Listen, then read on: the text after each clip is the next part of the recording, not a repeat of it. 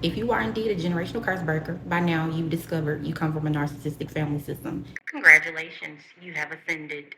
But truth be told, if you peep game on everything that has happened to you in terms of the duration of your lifetime, I'm sure you realize you are the odd one out. And because you are the odd one out, you have more of a tendency to want to do the right things, to think the right thoughts, just to want the best for those who are in your family system. Generational curse breakers have the tendency to be very loyal people, family oriented people, just people full of love and just very philanthropic just by nature. It's in your nature. However, generational curse breakers have the tendency to be born in the worst types of family systems. Every rhyme has a reason. Being in these family systems, you are literally a walking mirror. You are someone that will inspire or trigger, but most times you trigger. From the beginning, since you were a child, you were triggering people. Now, for most generational curse breakers, if not all, having been born into a very toxic, dysfunctional, very dark family system, unbeknownst to you, a lot of times there is an occultic aspect to that family system where they usually participate in some type of dark or underhanded tradition. You may not know about it, but most of the times, generational curse breakers are born into families where there is a lot of superstition and it is something that is a tradition by lifestyle. Mostly everyone participates in it, from the grandmother to the daughter to the daughter, from the grandmother to the daughter, and then the daughter to her child, from the grandfather to the father, and then the father to his child. It is a very dark tradition and it is rooted in superstition. However, because of these things that are considered to be normalcy, nobody really questions it because it's things that were taught and handed down just by default, right?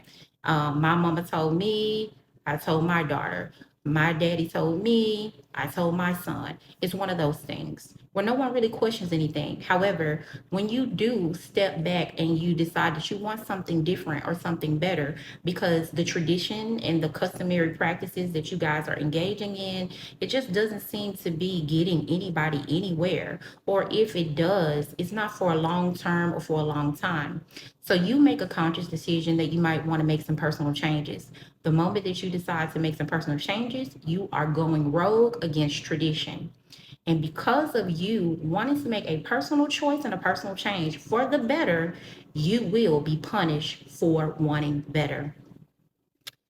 Unfortunately, for a lot of generational curse breakers, most of that dark tradition is rooted in some level of occultic practices and some level of conjuring, witchcraft, so on and so forth. You did not know because you did not know. And one of the key factors in not knowing is that you have to conceal your intentions when you are in these systems. And it's usually an elder or two who is very privy to the traditions of that family. Everyone else will most likely just be in default and they will be doing what they have been conditioned to do. However, one comes along in a lifetime, who knows, to balance the scales. The scale is tilted, right? There is someone that is receiving all of the benefits, but at the expense of the rest of the members of the family. And one comes along and just steps back and observes.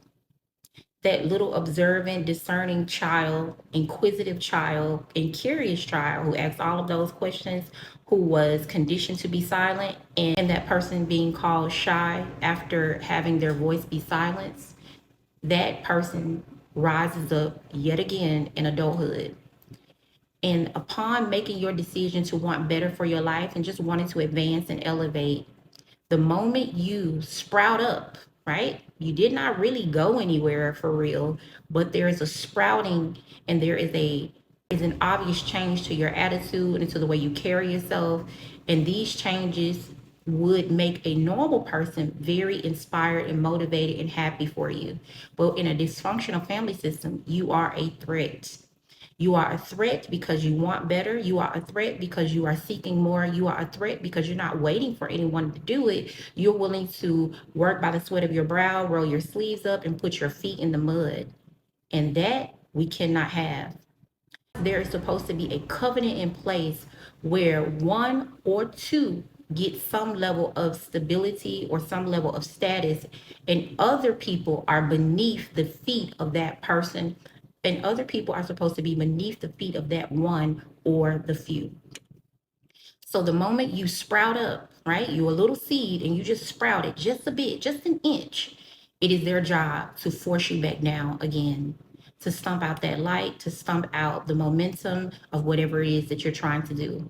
That is when you will be attacked the heaviest through conjure, spiritual warfare, so on and so forth. Now there is a battle. There is a battle for your potential, a battle for your momentum, a battle for your energy, your life force, your vitality, your intelligence, your beauty, your charm, your charisma, your determination, and your drive. And they will come together like Voltron against you with the objective to not only intimidate, but to play mind games with you. If you are a very intelligent person, they're coming for your head, okay? If you are wise or knowledgeable, or even if you are observant, they're coming for your head. Why? Because if I take your mind, I can take your life. And so, what they have to do is do a lot of what psychiatrists call crazy making. Crazy making is a whole bunch of tactics where you are creating fires in a person's life, but you create so many and set off so many that they don't even know where to begin to even start putting them out. And these fires, they're real fires in the material world, but in actuality, they're just like glamour. They are an illusionary problem.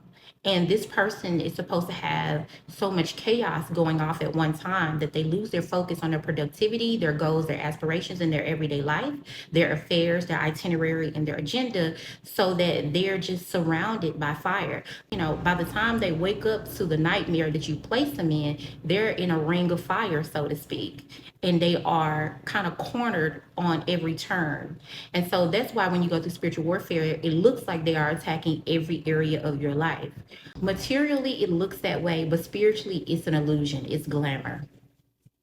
Once you realize that the overall goal of all of this is just so you're not prosperous and successful, there's no big major secret. It is that you, as a person, from the very beginning, people could tell that you are a very determined, driven, and intelligent child. And because of those abilities, it was destined for you to be successful. People just kind of knew that from the beginning. And so their overall job is to make sure that that never becomes a reality. And so they will do everything to disarm you mentally, because from out of the mind, thoughts produces things. And so if I can get to your head, you'll never be able to produce the reality that we know that you're so capable of. And so that is when they will start to do things like stalking you. They will orchestrate it like it's other people, but it's really them.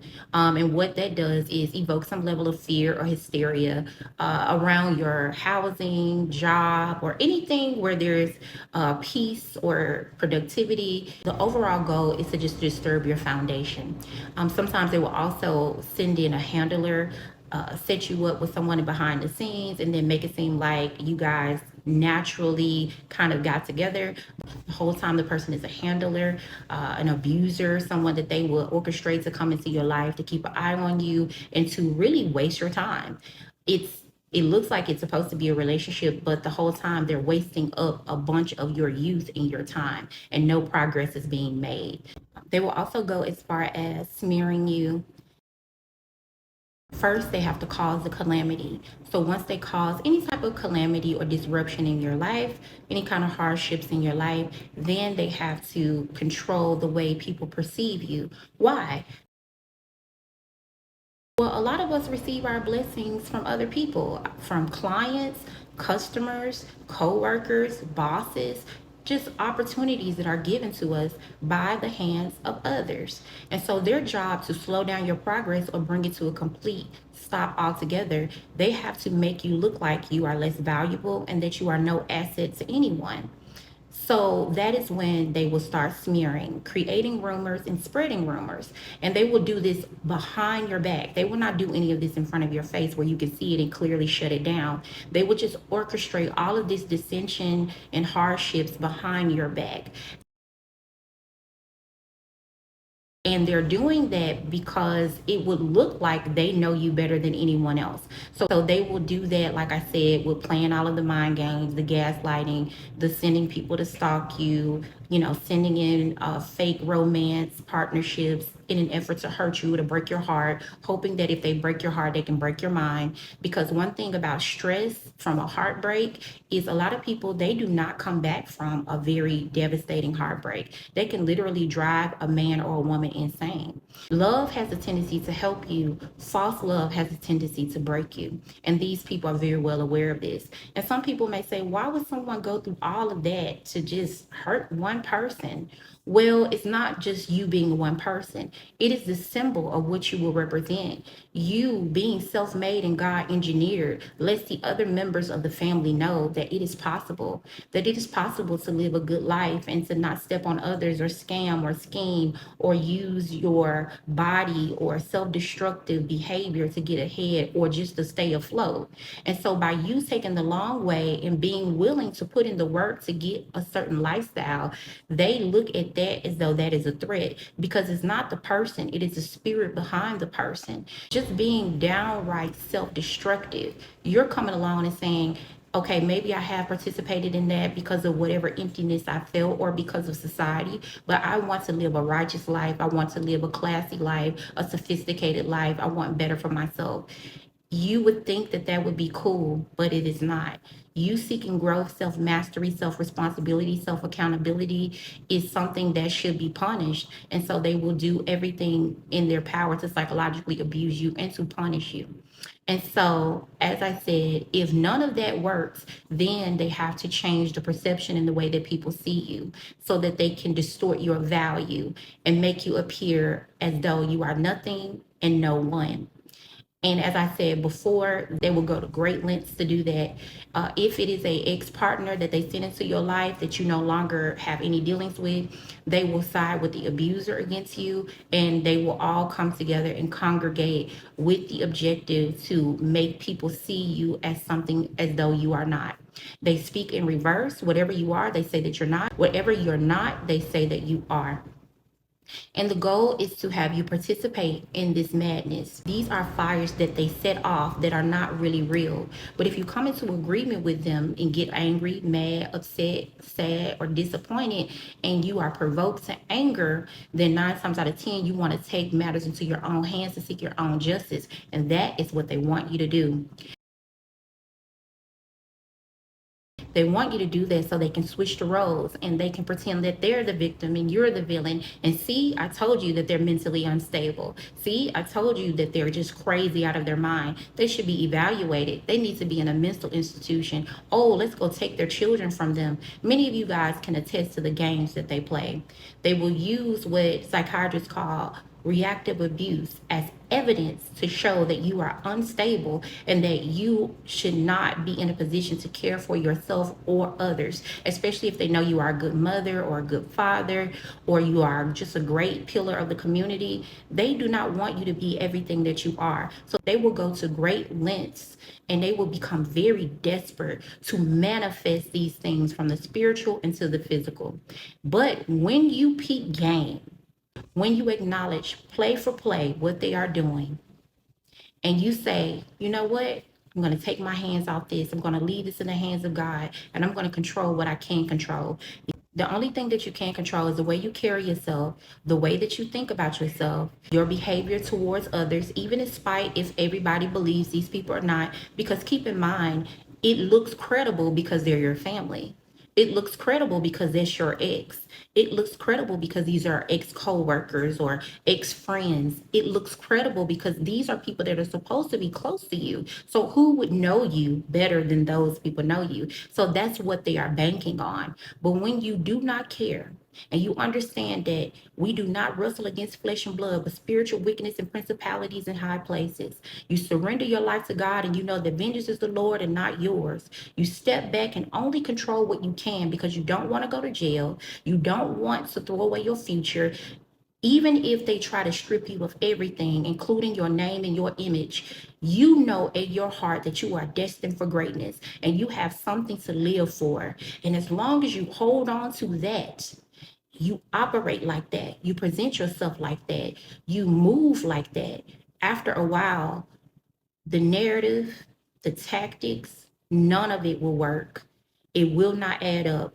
And if they are engaging in any level of criminality towards you because of their covetousness or their jealousy, you will be so sound minded. The Bible says, be of a sound mind. You will be so sound minded, so wise, so knowledgeable, and God will have allowed you to heal and rejuvenate enough, and then start seeing if these people have did anything criminal against you. Because one thing about them, they will become so desperate, they will do all kinds of weird things. I remember one survivor saying that people had rerouted his mail. I know for me, I had to file for identity theft, and then other things that I had to file and try to keep an eye on, because it got very hectic and very dark for me.